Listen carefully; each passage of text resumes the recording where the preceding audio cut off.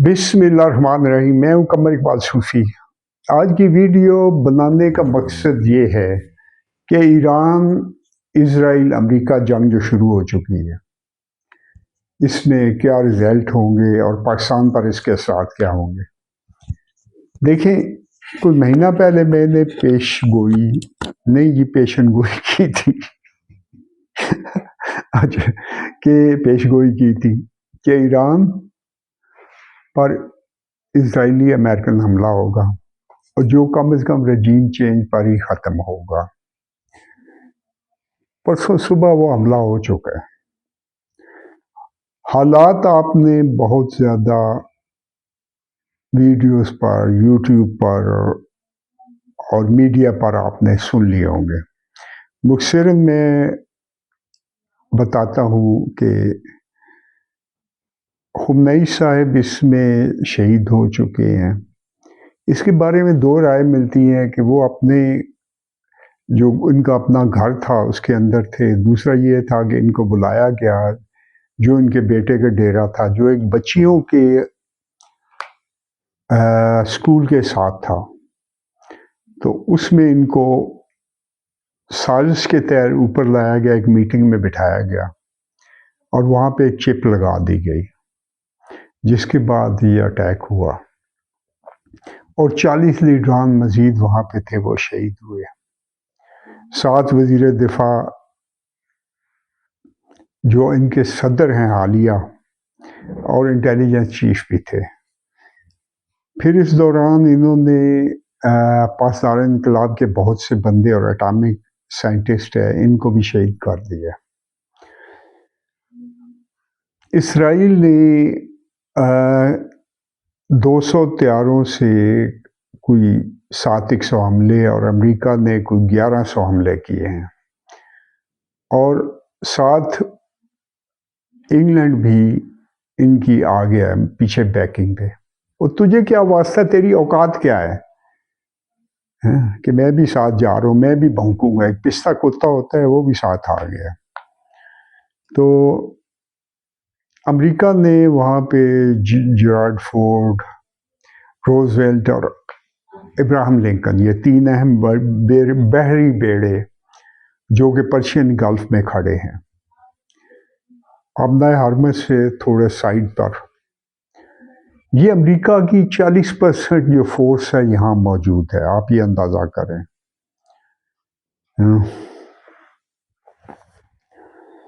امریکہ نے بتایا تھا کہ ہم رجیم چینج کر کے آئیں گے۔ ایران کا نیول ہیڈ کوارٹر بھی اڑا دیا گیا ہے، جس میں 9 بحری جہاز بھی ڈوبے ہیں، جس میں سے 2 بہت اہم ہیں۔ اچھا، ایران پر حملے کی خبر خاصی مل چکی ہوگی، اس لیے میں مختصراً بتا رہا ہوں کہ میرا مقصد کچھ اور ہے۔ تو اس حملے میں سابق صدر خامنائی، ان کا بیٹا، بہو، بیٹی، نواسی یہ شہید ہوئے۔ یہ حملہ تہران میں ہوا تھا۔ پاسدار انقلاب کے لیڈر، سینئر جوہری سائنسدان بھی شہید ہوئے۔ دراصل دیکھنے والی بات یہ ہے کہ ابھی تک کوئی امریکی جہاز نہیں گرا، تو نتیجہ آپ کے سامنے ہے۔ میں نے پہلے کہا تھا کہ ایران کے پاس کوئی ایسی ٹیکنالوجی نہیں ہے جس سے یہ امریکہ کا کوئی سیریس ڈیمیج کر سکے، اور امریکہ کو ابھی تک پتہ ہے۔ اب تک کوئی پلس مائنس 2000 حملے ہو چکے ہیں۔ یہ کوئی ایگزیکٹ فگر نہیں ہے، لیکن تقریباً آپ کو خبر آ جائے گی۔ اچھا، ایران نے بظاہر ایک غلطی کی کہ اس نے دبئی پر اور UAE پر اور بحرین، قطر میں حملے کیے، 1-2 اس نے میزائل مارے، سعودی عرب پر بھی، ریاض پر۔ تو شروع میں سخت غصے میں تھا، میں خود بھی یہ کیا تک ہے، کیوں مار رہے ہو، کیا ان سے کوئی سازش کے تحت دشمنی کرائی جا رہی ہے؟ لیکن پتہ چلا کہ اسے صرف ملٹری انسٹالیشن پر حملے مارے ہیں، پر حملہ کیا ہے۔ تو یہ جسٹیفیکیشن ہے اور یہ ٹھیک ہے۔ تل ابیب پر اس نے 40 بلڈنگیں تباہ و برباد کرنے کی دعویٰ کی ہے، اور اسرائیل نے بھی کہا ہے کہ ایران نے ہماری 40 بلڈنگوں کو نقصان پہنچایا۔ اس کا یہ ہے کہ پاکستان پر اثر آ رہا ہے، کیونکہ کراچی میں امریکن ایمبیسیڈر پر ہجوم نے حملہ کیا، جو زیادہ تر اہل تشیع تھے۔ وہاں ہجوم میں پر فائرنگ میں 9 بندے مر چکے ہیں۔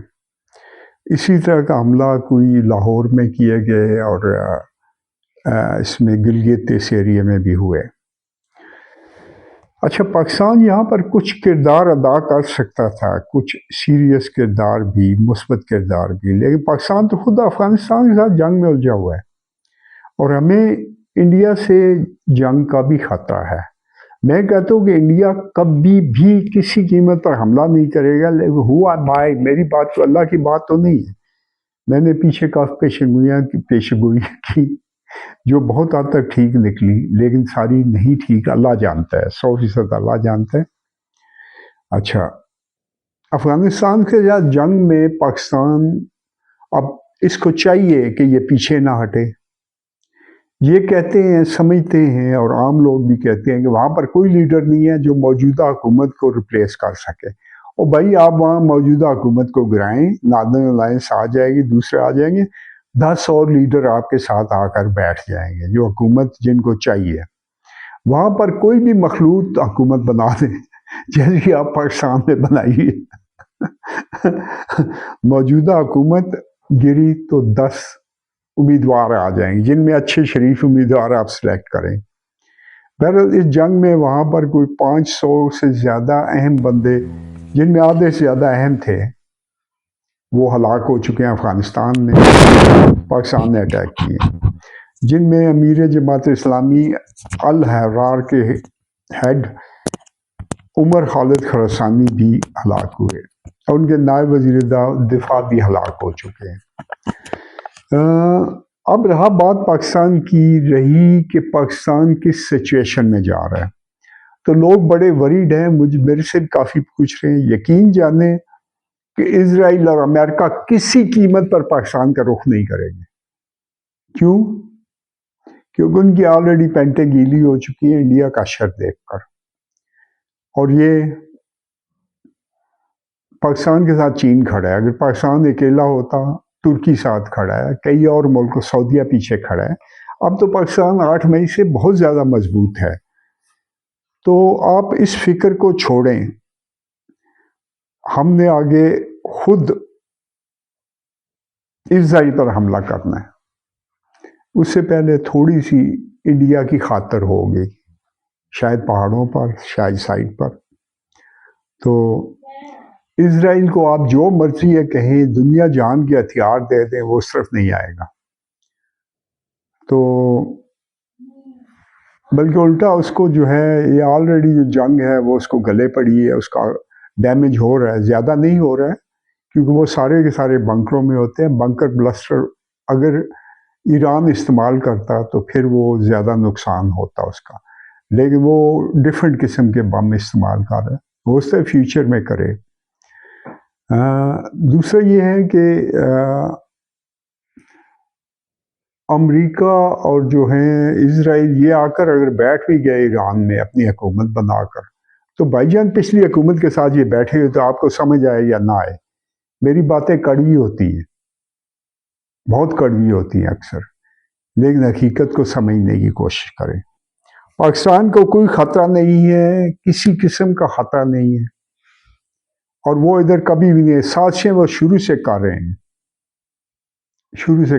اور وہ کرتے رہیں گے، ان کا حق ہے کرنا۔ ہماری ورزشیں کرا رہے ہیں، افغانستان نے ہم پر حملہ کیا، یہ بھی ایک ورزش تھی، کیونکہ ہم نے آگے بڑی جنگیں لڑنی، اور پوری دنیا وہ پارٹ ادا کرنا ہے جو امریکہ آج کر رہا ہے۔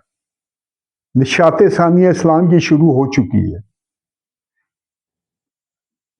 پاکستان کے ساتھ، اب اس میں سعودی عرب آیا، ترکی کے ساتھ پیکٹ ہونے جا رہا ہے، پھر مڈل ایسٹ کے مختلف ممالک آئیں گے، انڈونیشیا آئے گا، اور یہ بہت مضبوط قسم کی ایک نیٹو تیار ہوگی، اس میں ترکی ریاستیں بھی آ جائیں گی۔ یہ آپ دیکھیے آگے کیا کیا ہوتا ہے، لیکن فی الحال میں نے آپ کو صرف یہ بتانا ہے کہ انشاءاللہ پاکستان میں کوئی خطرہ نہیں ہے، اور وہ 10 دفعہ آ کر بیٹھ جائیں، ہمیں کوئی خطرہ نہیں ہے۔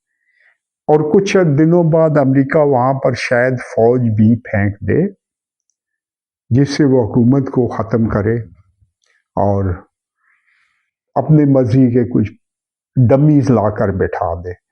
لیکن ہمیں کوئی فرق نہیں پڑتا، ہمارے پڑوس میں وہ بیٹھا رہا ہے 20 سال، اسے کیا بگاڑ لیا؟ آج تو ہم بہت زیادہ مضبوط ہیں۔ حوصلہ رکھیے، اور عاصم منیر صاحب جو انتہائی قیمتی بندے ہیں، ان کی جان کی حفاظت کے لیے دعا کیجیے۔ اور یہ بڑے قیمتی اور بڑے آنیسٹ آدمی ہے، صحیح مجاہد آدمی ہے، انہوں نے بہت کچھ کرنا ہے۔ آپ کا بہت بہت شکریہ۔ اللہ حافظ۔